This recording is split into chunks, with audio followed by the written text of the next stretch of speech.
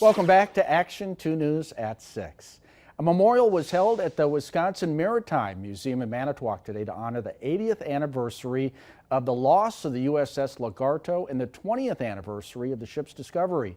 Lagarto was built in Manitowoc and is the official state boat of Wisconsin. It was launched from May 1944 and served in the Pacific Ocean, sinking a Japanese submarine in World War II.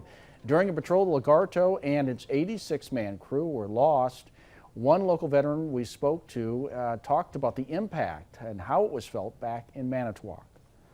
And when it hits so close to home, I mean, you stop and think about it, all 86 of these guys may easily have been in Manitowoc to pick up that submarine and knew people here and had friends here, and they're gone. Today's ceremony wrapping up with a flag presentation to a family member of a former crew member.